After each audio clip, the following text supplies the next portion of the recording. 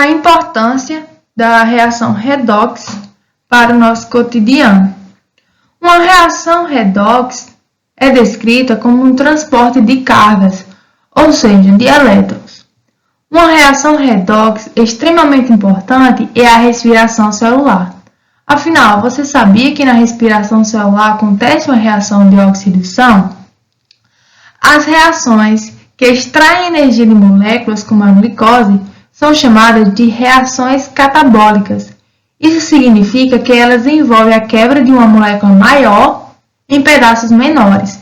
Por exemplo, a reação que acontece na respiração celular. A molécula de glicose é quebrada na presença de oxigênio e é convertida em 6 moléculas de dióxido de carbono, 6 moléculas de água e libera energia. A reação geral desse processo está sendo ilustrada no slide. O alumínio, apesar de ser o terceiro elemento mais abundante da crosta terrestre, é o metal mais jovem usado em escala industrial, mesmo utilizado há milênios antes de Cristo. O alumínio começou a ser produzido comercialmente há cerca de 150 anos. O alumínio não é encontrado na natureza em sua forma elementar. É a partir de uma reação de redução da bauxita que se obtém o alumínio. Reações de oxirredução. As reações de oxirredução acontecem simultâneas, ou seja, da mesma maneira que uma espécie se reduz, a outra oxida. No meio reacional, temos o agente oxidante, ele sofre uma redução e, consequentemente, provoca oxidação. Por isso que ele é um agente oxidante, pois, à medida que ele se reduz, ele faz com que outra espécie sofra uma oxidação. Ele ganha elétrons e o seu NOx diminui. Mas por que ele ganha elétrons e o seu NOx diminui? O NOx é o número de oxidação da espécie. Se ele está diminuindo seu número de oxidação, ele está se reduzindo. Analogamente, temos a mesma situação para o agente redutor. Ele sofre oxidação, pois induz a reação de outra espécie e ele perde elétrons. Então, o seu número de oxidação aumenta. Vamos pensar assim: o número de oxidação aumenta conforme a espécie perde elétron, ou seja, a espécie sofre uma oxidação. Se ela se oxida, ela provoca uma redução. O mesmo pensamento serve para as espécies que se reduzem. A espécie que se reduz e que se oxida depende do seu potencial de redução. E a partir de uma reação, somos capazes de determinar a transferência de carga que está ocorrendo.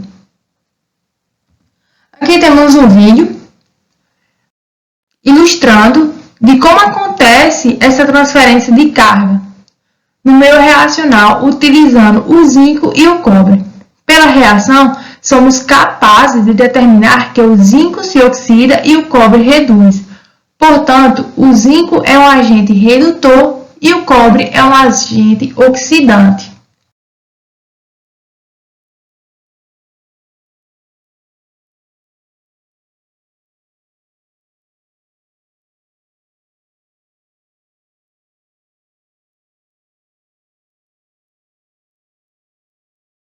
Balanceamento de reações. Para balancear uma reação redox pode ser muito trabalhoso.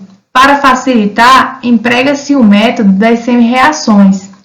Isso envolve, apenas no papel, considerar que as reações de oxidação e redução acontecem separado, mas lembre-se que na realidade elas ocorrem simultâneas.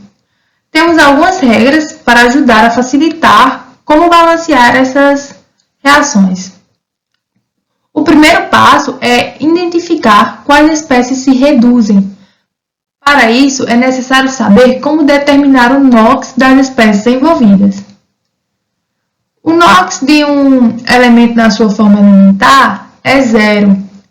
O NOx de um íon é a carga dele. Halogênios normalmente têm NOx-1, e a soma do NOx de todos os átomos de uma molécula é igual à carga dessa molécula. Escreva a equação de redução. Balanceie os elementos diferentes de hidrogênio e de oxigênio. Feito isso, balanceie os átomos de oxigênio colocando água. E lembre-se que para balancear tem que ser adicionados no lado oposto que se encontra o oxigênio.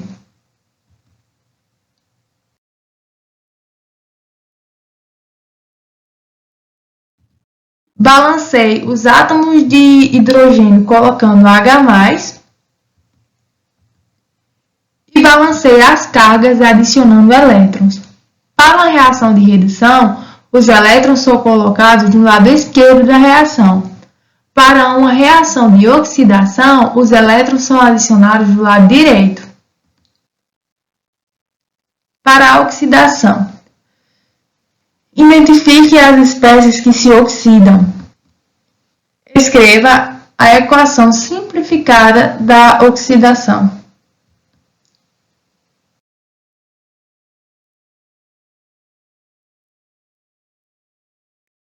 Balanceie todos os elementos, exceto hidrogênio e oxigênio. Balanceie os átomos de oxigênio adicionando água.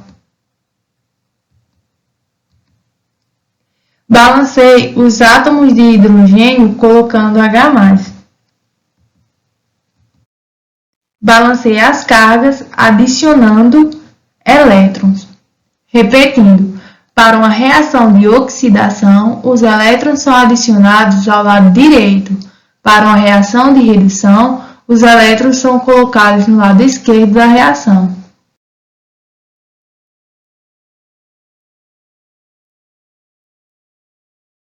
Verifique se os elétrons das duas semi-reações são iguais. Quando necessário, multiplique uma das semi-reações para que, quando for obter a reação global, os elétrons do lado esquerdo sejam iguais aos elétrons do lado direito. A necessidade de adicionar os elétrons corretamente é importante, pois os elétrons são cortados nessa etapa. Ao adicionar elétrons do lado esquerdo e no lado direito, fica coerente, pois não podemos ter elétron livre na reação global. Escreva a reação global considerando todos os balanceamentos.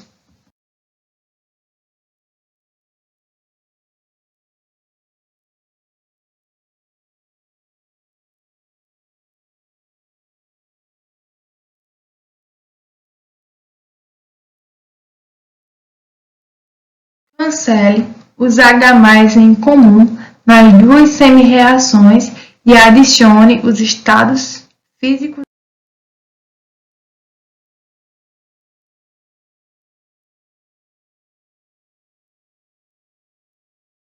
Células galvânicas. As células galvânicas são exemplo de células eletroquímicas. As células eletroquímicas são dispositivos no qual o fluxo de elétrons flui através de um circuito, gerando corrente elétrica. Essa corrente é produzida por uma reação química espontânea. Aqui temos um vídeo exemplificando as células galvânicas, onde mergulhamos o eletrodo de zinco em uma solução de íons de cobre 2+.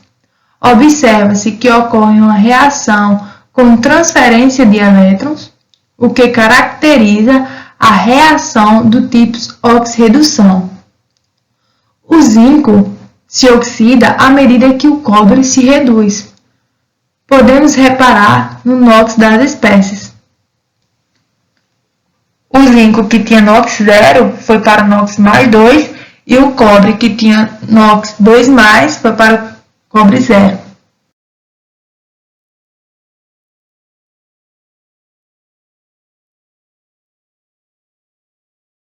O potencial de uma célula é a medida da capacidade da reação de forçar elétrons através de um circuito. O potencial também é conhecido como voltagem. Uma bateria descarregada apresenta uma reação em equilíbrio com potencial igual a zero. Uma reação é espontânea, pois a energia livre de Gibbs é menor que zero. Pilhas e baterias são dispositivos no qual reações espontâneas de oxirredução acontecem.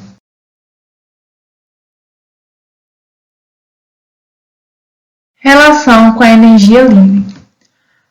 A célula galvânica, também chamada de pilha, acontece de forma espontânea. A reação acontece a fim de gerar corrente elétrica. Como foi dito na aula de solubilidade e de equilíbrio químico, a energia livre de Gibbs indica a espontaneidade da reação e também é útil na eletroquímica. Quando temos a energia livre de Gibbs igual ao trabalho sem expansão, temos consequentemente essa expressão, onde N é o número de elétrons presente na semi-reação, o E vezes Na é a constante de Faraday dessa equação, no qual a energia livre de Gibbs é igual a menos N F vezes E. Portanto, para a energia livre de Gibbs menor do que zero, temos um potencial positivo. O potencial da célula é chamado de força eletromotriz, FEM, quando a célula opera reversivelmente.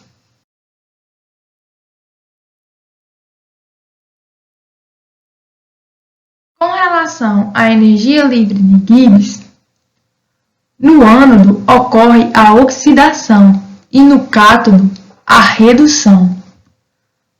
A força motriz para uma célula de cobre e de zinco é igual a 1,10 volts.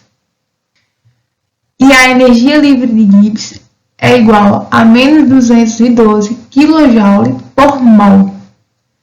Como a energia livre de Gibbs é negativa, ela é espontânea e o potencial é positivo.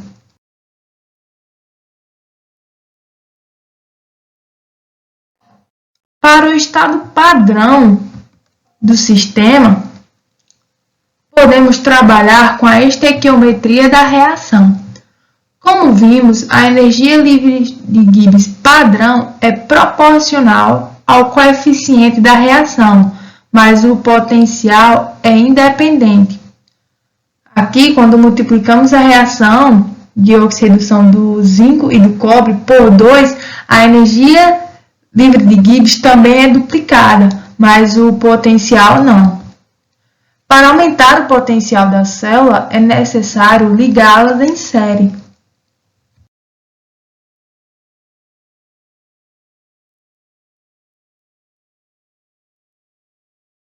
Como a reação o zinco se oxida e o cobre se reduz, podemos representar pela seguinte notação, onde temos a semi-reação de oxidação no ânodo e posteriormente a semi-reação de redução no cátodo.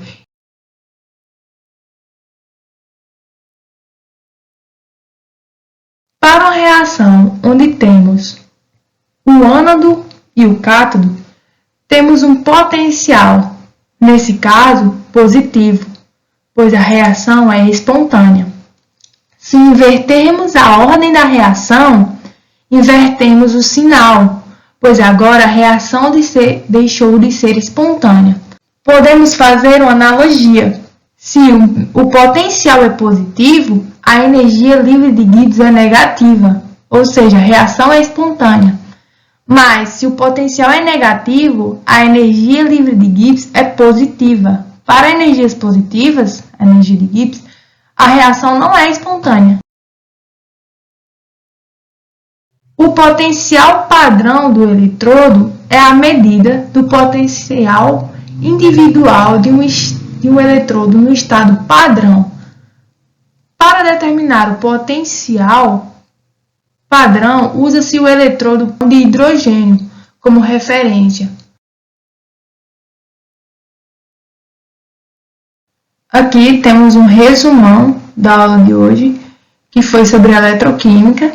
Temos que nas pilhas eletroquímicas ocorrem por reação redox e ocorre transferência de elétron, que cria corrente elétrica, possui um polo positivo e um polo negativo. No polo positivo ocorre redução, que ocorre no cátodo. No polo negativo ocorre oxidação, que ocorre no ânodo. Um exemplo para o cátodo é o eletrodo de cobre e para o ânodo é o eletrodo de zinco. Referências bibliográficas. Temos o livro do Atkins, que aborda muito bem esse assunto, bem mais aprofundado, e o Química Geral também.